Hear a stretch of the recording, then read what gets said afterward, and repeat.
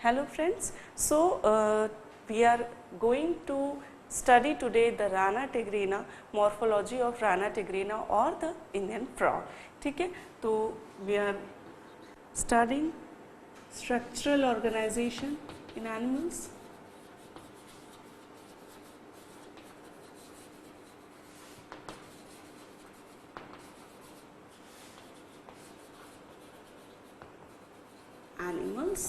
जिसमें कि हम पढ़ रहे हैं राना टिग्रीना, अर्थवर्म और कॉकरोच की मॉर्फोलॉजी हम देख चुके हैं। अब जो हम देखने वाले हैं वो है morphology of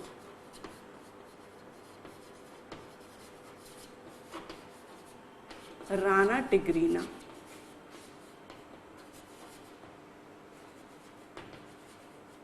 Indian bull frog भी इसे कहते हैं। बुल फ्रॉग इसलिए कहते हैं बिकॉज काफ़ी लार्ज साइज होता है, लार्जेस्ट फ्रॉग है इंडिया का, और इसलिए इसे इंडियन बुल फ्रॉग जो है कहा जाता है। इसकी यूजुअली रेनी सीजन में बहुत अधिकता से हमें ये फ्रॉग्स दिखाई देते हैं बिकॉज जो रेनी सीजन होता है वो फ्रॉग्स का ब्रीडिंग सीजन होता है। ठीक है, तो यूजुअली हमें रेनी सीजन में ज़्यादा दिखाई देते हैं और इनकी क्रोकिंग के द्वारा हम इन्हें पहचानते हैं। जो इनकी आवाज़ होती है टर टर की, उसे क्रोकिंग कहा जाता है और उसके द्वारा जो है इन्हें पहचाना जाता है। यूजुअली जो क्रोकिंग है वो मेल फ्रॉग के द्वारा की जाती है। ठीक है, तो मॉर्फोलॉजी देख रहे हैं राना टिग्रीना की। सबसे पहले जनरल फीचर्स जो है वो हम देखते हैं। तो राना टिग्रीना जो है वो फाइलम किस में आता है? कॉर्डेटा में आता है। ठीक है, फाइलम कॉर्डेटा। कॉर्डेट्स जिनकी क्या खास बात होती है कि जो नोटोकॉर्ड है वो इनमें प्रेजेंट रहती है, गिल स्लिट्स जो है वो इनमें प्रेजेंट रहते हैं। साथ ही जो इनका नर्वस सिस्टम होती है, नर्वस सिस्टम जो होता है, ठीक है, जो नर्व कॉर्ड होती है वो कहाँ पर होती है? यूजुअली डॉर्सली होती है। जो नर्व कॉर्ड है वो डॉर्सल होती है, डॉर्सल साइड पे होती है, और सॉलिड सिंगल जो है वो नर्व कॉर्ड इनमें होती है। तो ये कॉर्डेट्स की पहचान है गिल स्लिट्स, ठीक है, notochord throughout the life. Then जो नर्वस सिस्टम है वो रहता है डॉर्सल साइड पे, और सिंगल सॉलिड जो है नर्व कॉर्ड इनमें पाई जाती है। ठीक है, साथ ही जो टेल है वो टेल भी जो है इनमें होती है। तो notochord nervous system on dorsal side,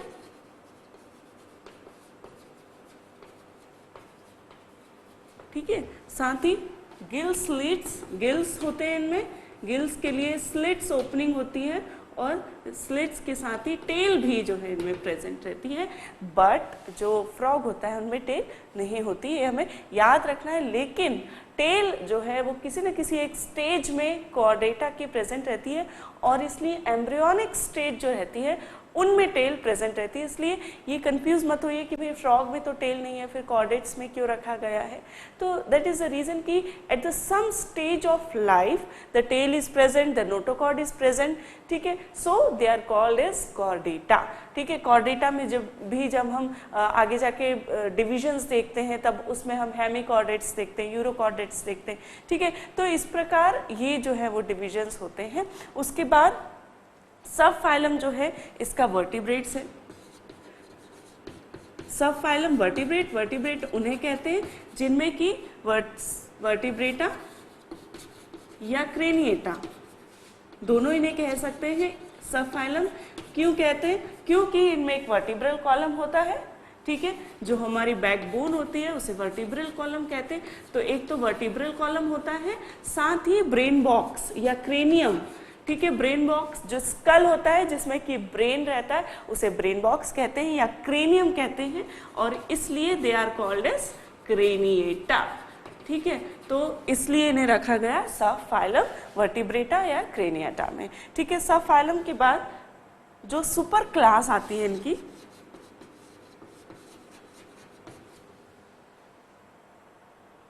Tetrapoda. Tetrapoda में हम किसे रखते हैं?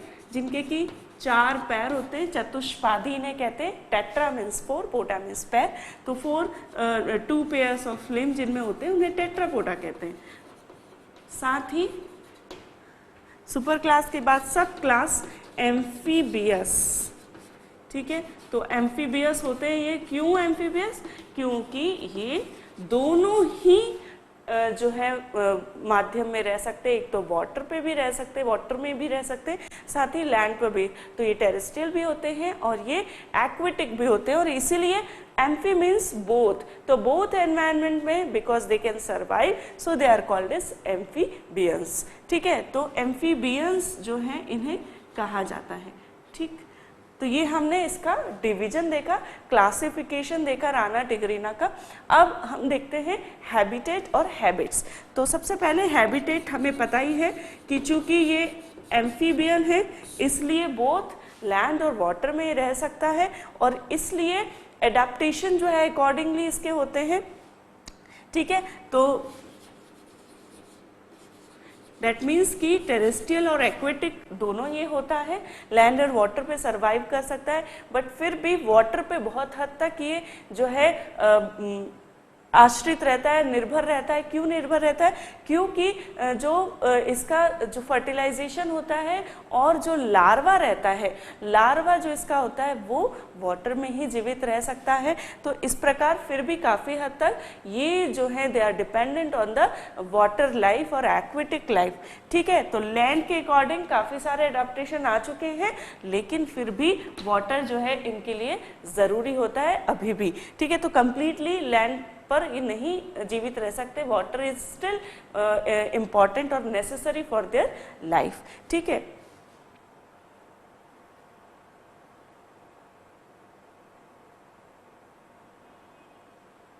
ठीक है, तो इसीलिए नियर फ्रेश वाटर बॉडीज। ठीक है, तो वाटर बॉडीज के पास में ही ये ज़्यादातर देखने को मिलते हैं। आप नदी, तालाब, कुएं के पास जो है यूजुअली मेंढक ज़्यादा देखने को मिलते हैं, बिकॉज वहाँ पर पानी रहता है, इसलिए जो है वहाँ पर ये ज़्यादा देखने को मिलते हैं। उसके बाद देखेंगे हैबिट्स। हैबिट्स में एक्टिविटी, सबसे पहला एक्टिविटी जो है इनकी किस प्रकार, तो ये जो है दिन में ही ज़्यादा एक्टिव रहते हैं, डे टाइम में ज़्यादा एक्टिव रहते हैं, इसलिए इनकी जो इन्हें कहा जाता है डायर्नल इनएक्टिविटी। ठीक है, जो जीव रात में एक्टिव होते हैं उन्हें हम नॉक्टर्नल कहते हैं, जो दिन में रहते हैं उन्हें डायर्नल। तो इनकी जो है they are diurnal in activity. ठीक है, उसके बाद लोकोमोशन, तो ये जो है वेरी वेल स्विम कर सकते हैं पानी में। क्यों? क्योंकि इनके जो हिंड लिम्ब होते हैं वो वेब टाइप के होते हैं। ठीक है, इस प्रकार जो है इनके हिंड लिम्ब होते हैं, और इसमें जो है इस प्रकार वेब्स पाए जाते हैं, और ये वेब्स जो है इनको तैरने में मदद करते हैं।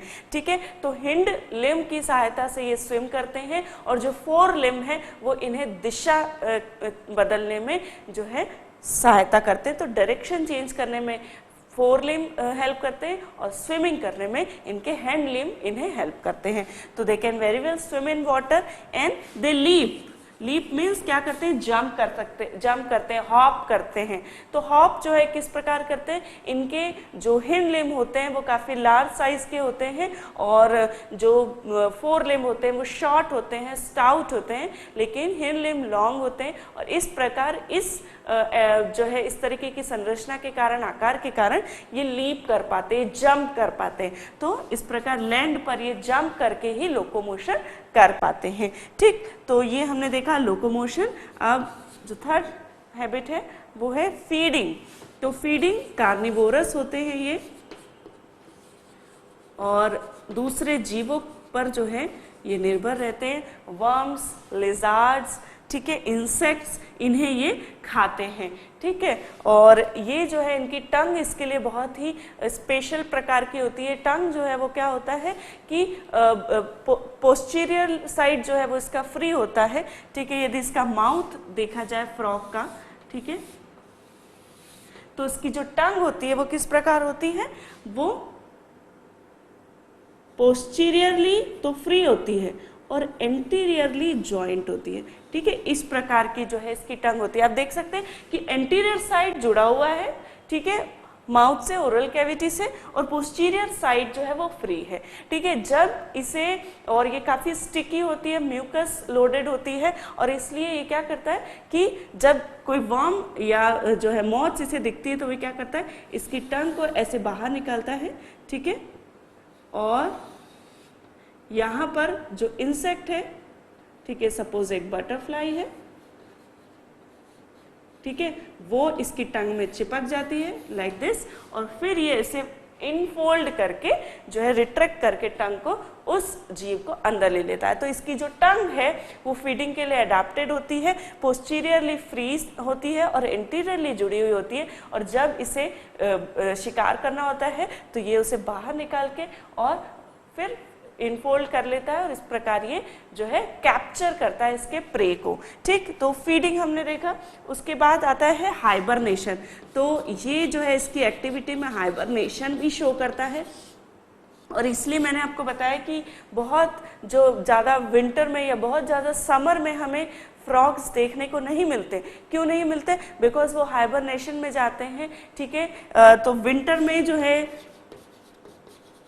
ये हाइबरनेशन या विंटर स्लीप के लिए जाते हैं, छुप जाते हैं, और समर में जो है ये समर स्लीप या एस्टिवेशन के लिए हाइड करते हैं, ठीक है।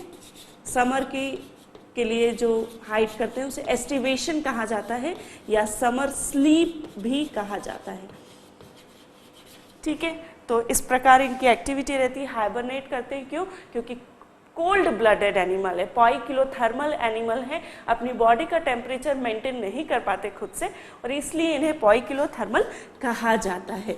वेरिएबल टेम्परेचर होता है, ठीक है। जिस प्रकार एवियंस हैं, ठीक है, मैमल्स हैं, उनमें बॉडी का टेम्परेचर कांस्टेंट होता है, ठीक है। पॉइकिलो मीन्स वेरिएबल, तो होमोथर्मल मीन्स सिमिलर। तो होमोथर्मल होते हैं एवियंस और मैमल्स, जबकि जो एम्फीबियंस होते हैं वो होते हैं पॉइकिलोथर्मल। रेप्टाइल्स पॉइकिलोथर्मल होते हैं। पॉइकिलोथर्मल मीन्स वेरिएबल टेम्परेचर, कांस्टेंट नहीं रहता, और वेरिएबल होता है अकॉर्डिंग टू एनवायरनमेंट। यदि एनवायरनमेंट कोल्ड है तो इनका बॉडी का टेम्परेचर कोल्ड होने लगता है, यदि एनवायरनमेंट हॉट है तो बॉडी का टेम्परेचर हॉट होने लगता है। तो इस वजह से क्या होता है कि पीक विंटर और पीक समर में वो सर्वाइव नहीं कर पाएंगे एनवायरनमेंट में, इसलिए वो हाइड करने लगते हैं, और इसे कहा जाता है हाइबरनेशन। विंटर में करते हैं तो विंटर स्लीप या हाइबरनेशन, समर में करते हैं तो एस्टिवेशन या समर स्लीप कहते हैं, ठीक है। उसके बाद जो नेक्स्ट एक्टिविटी है वो है रिप्रोडक्शन,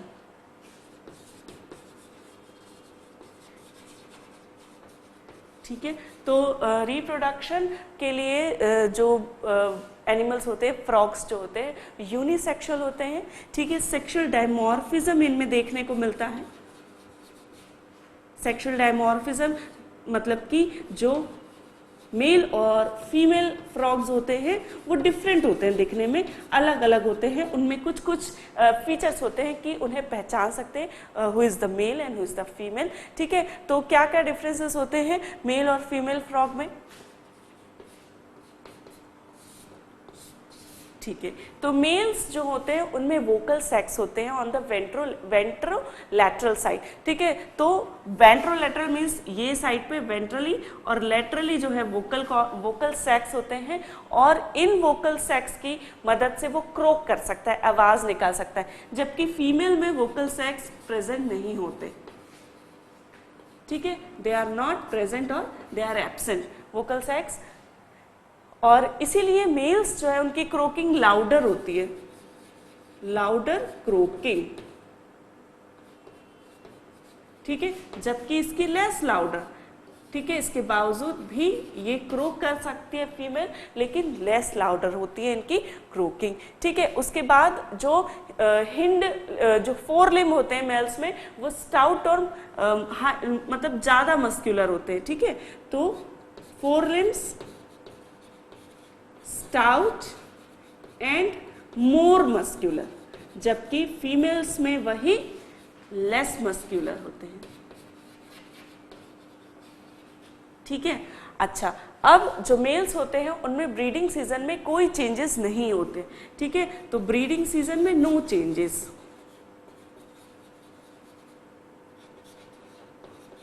जबकि जो फीमेल फ्रॉग्स होती हैं उनमें ब्रीडिंग सीजन में जो एब्डोमेन है वो स्वोलन हो जाता है because of the release of more ovum from the mature ovaries. तो एब्डोमेन जो है इनमें स्वोलन हो जाता है at the time of breeding season due to release of ovums from ovaries. ठीक है, तो ओवम के रिलीज के कारण जो एब्डोमेन है वो स्वोलन हो जाता है और इस प्रकार जो फीमेल्स होती हैं वो ओवीपेरस होती हैं। ठीक है, एग्स रिलीज करती हैं। ठीक है, जो फर्टिलाइजेशन होता है वो वाटर में होता है और जो सेक्स सेल्स होती है दैट मीन्स स्पर्म्स और ओवम जो है they get released into the water and the fertilization occurs into the water. So fertilization जो है इस प्रकार एक्सटर्नल होता है। और जैसा कि मैंने बताया कि इसमें लार्वल स्टेज भी होती है, इसलिए डेवलपमेंट इनडायरेक्ट हुआ। जहां पर भी लार्वल स्टेज बीच में आती है उसे हम कहते हैं कि जो डेवलपमेंट है that includes the larval stage, और इस प्रकार इनडायरेक्ट डेवलपमेंट होता है इसमें।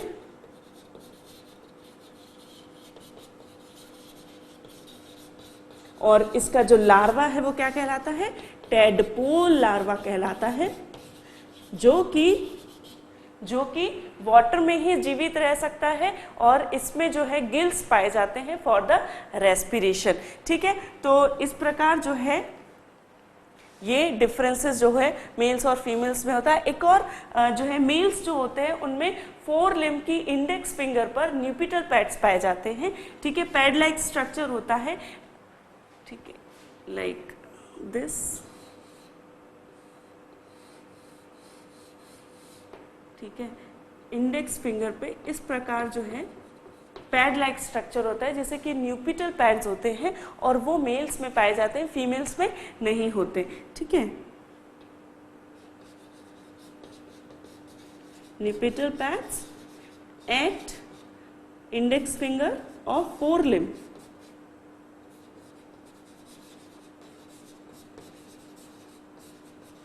ठीक है, जबकि इनमें जो है वो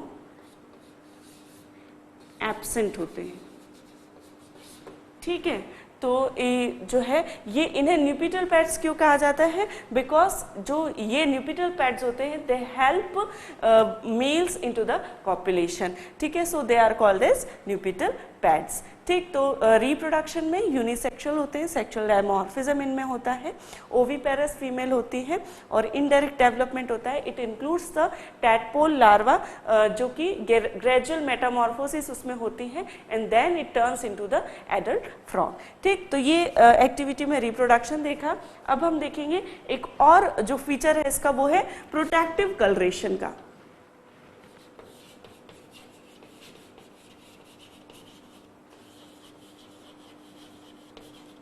प्रोटेक्टिव कलरेशन मतलब कैमोफ्लाजिंग जिसे कहते हैं। ठीक है, मेटाक्रोसिस भी इसे कहते हैं। तो ये क्या होता है कि अपने सराउंडिंग के अकॉर्डिंग ये अपना कलर चेंज कर सकते हैं। यस, लाइक द कैमेलियन जिस प्रकार कर सकता है उसी प्रकार ये भी अपनी सराउंडिंग के अकॉर्डिंगली अपना कलर्स जो है वो चेंज कर सकते हैं बॉडी का, और इसे कहते हैं प्रोटेक्टिव कलरेशन या मिमिक्री या इसे कहते हैं कैमोफ्लाजिंग। ठीक है, तो ये भी जो है फ्रॉग्स शो करते हैं। इस प्रकार ये जो है राना टिग्रिका के जनरल फीचर्स हमने देखे, इसका क्लासिफिकेशन हमने देखा, कौन से फाइलम में आता है, उसकी क्या विशेषताएं हैं।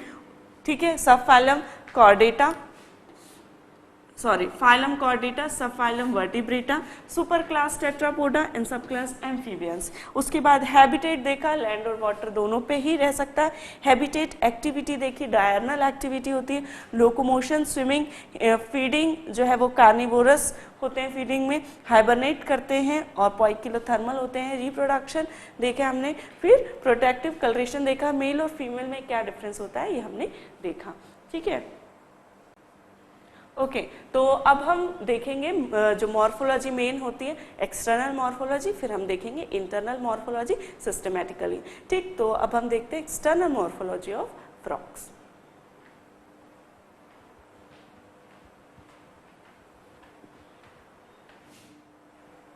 ओके फ्रेंड्स, सो नाउ हम पढ़ेंगे एक्सटर्नल मॉर्फोलॉजी ऑफ फ्रॉग। ठीक है, एक्सटर्नली कैसा दिखता है, क्या क्या स्ट्रक्चर्स हमें दिखेंगे उसका इंस्पेक्शन करने पे, वो हम पढ़ेंगे। ठीक है, तो यहाँ एक डायग्राम हम बनाते हैं फ्रॉग का।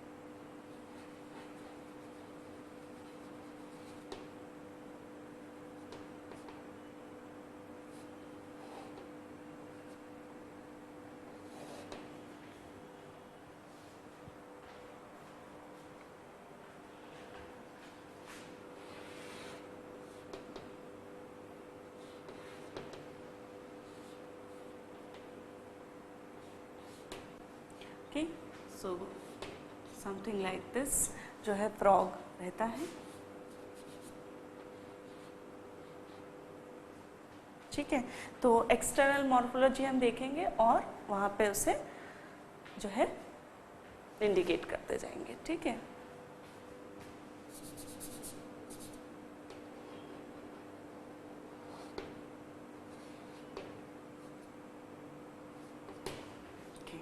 तो सबसे पहले हम देखेंगे साइज, शेप एंड सिमेट्री किस प्रकार होती है।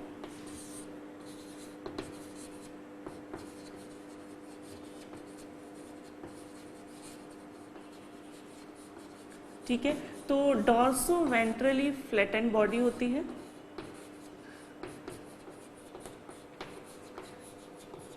और स्ट्रीम लाइन बॉडी होती है। ठीक है, स्ट्रीम लाइन जो है एक स्ट्रीम में इसके ऑर्गन्स होते हैं, स्ट्रीम लाइन बॉडी होती है।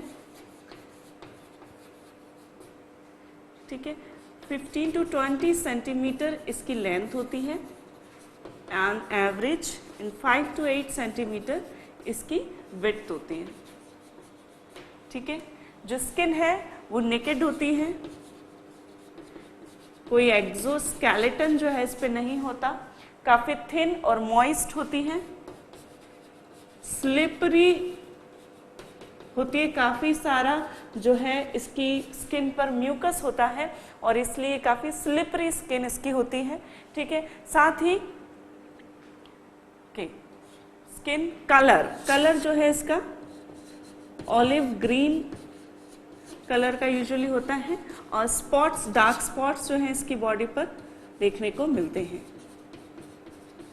ठीक है, डार्क स्पॉट्स होते हैं और ऑलिव ग्रीन कलर का और dark spots on the dorsal side, जबकि वेंट्रल साइड पे ये पेल कलर का होता है। ठीक है, येलोइश, एकदम लाइट येलोइश कलर का जिसे पेल कलर कहते हैं, तो पेल होता है ऑन द वेंट्रल साइड। ठीक है, शेप जो है इसका हमने साइज एंड शेप देखा। सिमेट्री जो है इसकी बाइलेटरल सिमेट्री होती है इसकी।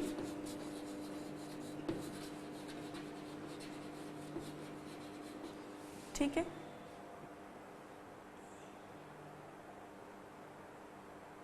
ओके, साथ ही जो डॉर्सल साइड होती है उस पर एक जो है मिडल में एक लाइन होती है। ठीक है, जिसे डॉर्सल लाइन कहते हैं। ठीक है, डॉर्सल पे डॉर्सल लाइन कहा जाता है इसे, जो कि कहाँ होती है, डॉर्सली मिड, ठीक है, मिड डॉर्सली होती है और इसे कहते हैं, ठीक है, this is what is a dorsal line.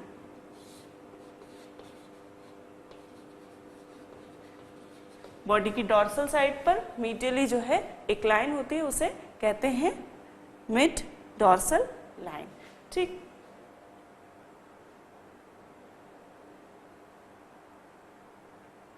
Okay, अब हम देखेंगे बॉडी डिवीजन। बॉडी जो है किन किन भागों में बटी रहती है और कौन कौन से भाग इनमें रहते हैं। तो बॉडी जो है दो भाग में रहती है, हेड में और ट्रंक में। नेक पार्ट इनमें नहीं होता, ना ही टेल होती है एडल्ट फ्रॉग में। तो यहाँ आप देख सकते हैं this is the head. Head में अब कौन कौन से पार्ट आएंगे वो हम देखेंगे। तो हेड में सबसे पहले आता है माउथ, ठीक है। हेड जो है इंटीरियरली जो पार्ट होता है हेड कहलाता है, और हेड में वेरियस पार्ट्स होते हैं जैसे कि माउथ, नेरिस, टिम्पैनम, आईज, ठीक है, वो यहाँ पर कहाँ है, तो ये जो है सर्क्यूलर कहलाता है, नेरिस जो कि रेस्पिरेशन में हेल्प करता है। ये है माउथ कैविटी जिससे कि फीडिंग किया जाता है, और फीडिंग में मैंने बताया कि टंग जो है posteriorly free side anteriorly attached होती है, ठीक है।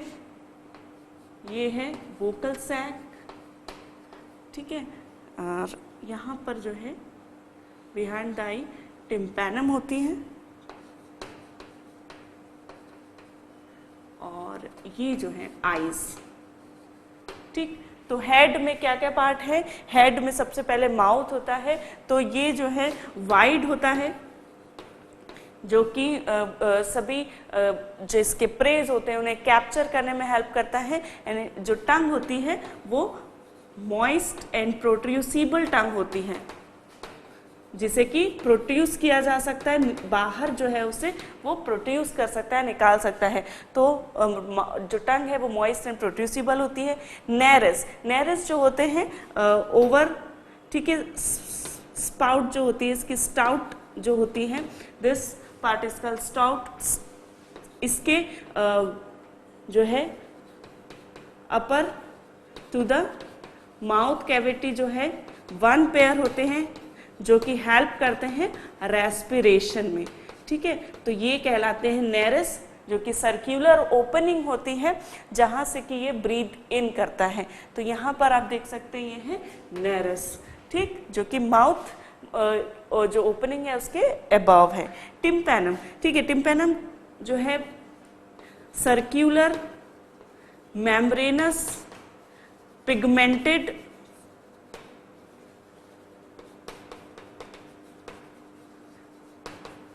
ठीक है पार्ट होता है on the skin, part of skin, और ये जो है बिलो द आईज होता है, ठीक है।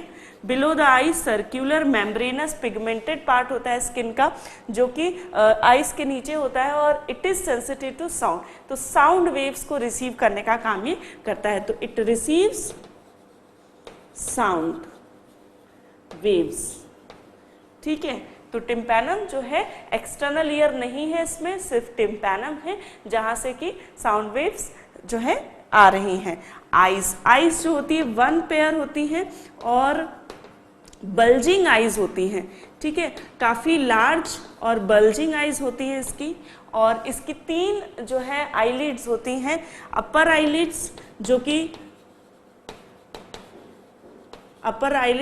जो कि लार्ज होती हैं और मूवेबल, स्लाइटली मूवेबल होती हैं, ठीक है। लोअर आईलिड्स जो कि थिन होती हैं, स्मॉलर इन साइज होती हैं, बट जो है इमूवेबल होती है, मूव नहीं कर सकती, ठीक है। साथ ही थर्ड आईलिड्स जो होती हैं मेम्ब्रेनस होती हैं, और इसे निक्टेटिंग मेम्ब्रेन या थर्ड आईलिड कहा जाता है, जो कि पूरी आईलिड को कवर करती है, और खास तौर पे जब ये स्विमिंग करता है फ्रॉग तो उसकी आईलिड्स को ये सुरक्षित रखती है, आईज को, ठीक है। तो इट इज थर्ड आईलिड जो होती हैं वो क्या कहलाती है, निक्टेटिंग मेम्ब्रेन।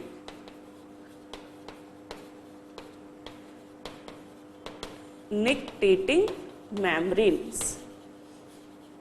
ठीक है, तो निक्टेटिंग मेम्ब्रेन जो है यूजुअली कई डक्स में पाई जाती हैं, ठीक है, कई बर्ड्स में भी पाई जाती हैं, साथ ही फ्रॉग में भी जो है ये निक्टेटिंग मेम्ब्रेन या थर्ड आईलिड इसे कहते हैं, ये पाई जाती हैं। अब यहाँ पर हम देखते हैं, ठीक है, तो यहाँ पर दिस इज अपर आईलिड, ठीक है, आईज जो कि काफ़ी लार्ज साइज और बल्जिंग आईज होती हैं इसकी, ठीक है, काफ़ी बल्ज्ड होती हैं और इस प्रकार हमने इसकी तीनों जो है आईलिड देखी। इसके साथ ही इसकी जो है थर्ड आई कहते हैं, जिसे कि थर्ड आई क्या होता है, एक स्पॉट होता है बिटवीन बोथ आईज, उसे third eyelid, third eyes, sorry not third eyelid, third eye या जो है वेस्टिजियल थर्ड आई कहा जाता है, और वो जो है इन बिटवीन दिस आई होता है, ब्राउनिश येलो कलर का जो है वो होता है, and it's called the, this is called third eye, third eye या वेस्टिजियल थर्ड आई से कहा जाता है। ठीक है, तो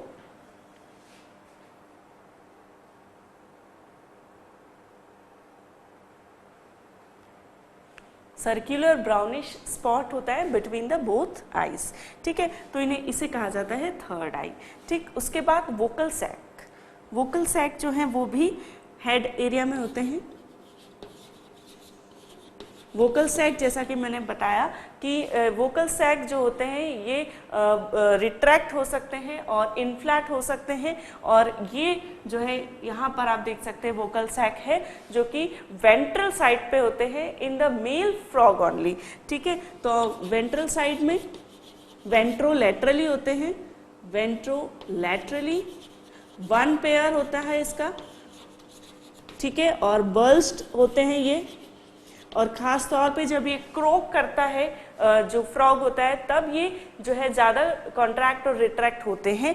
तो ये जो है वोकल सैक्स मेल में ही पाए जाते हैं और ये इनका खास काम है रेजोनेंस का। ठीक है, तो दे आर द रेजोनेटर। ये क्या करते हैं, जो क्रोकिंग होती है उसका पिच बढ़ाने में हेल्प करते हैं। तो ये जो है वोकल सैक फीमेल फ्रॉग में नहीं होता है, इसलिए उनकी जो क्रोकिंग है वो लेस लाउडर होती है, जबकि मेल फ्रॉग में वोकल सैक होने की वजह से क्या होता है कि वो उसकी पिच को और बढ़ा देते हैं।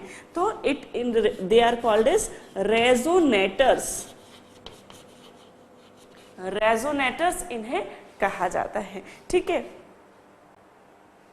ओके, सो इस प्रकार हेड में क्या क्या पार्ट होते हैं हमने देखे, एक तो mouth, nares, tympanum, eyes, vocal sac, और थर्ड आई या ब्रो स्पॉट भी थर्ड आई को कहा जाता है, ब्रो स्पॉट। ठीक है, या थर्ड आई। ठीक, तो इस प्रकार जो है इसके हमने फीचर्स देखे। अब हम देखेंगे फीचर्स कि ट्रंक में कौन कौन से पार्ट होते हैं। अभी हमने क्या देखा कि बॉडी डिवीजन में हेड में क्या क्या पार्ट होते हैं, अब हम देखेंगे कि ट्रंक में जो है वो क्या क्या पार्ट आते हैं।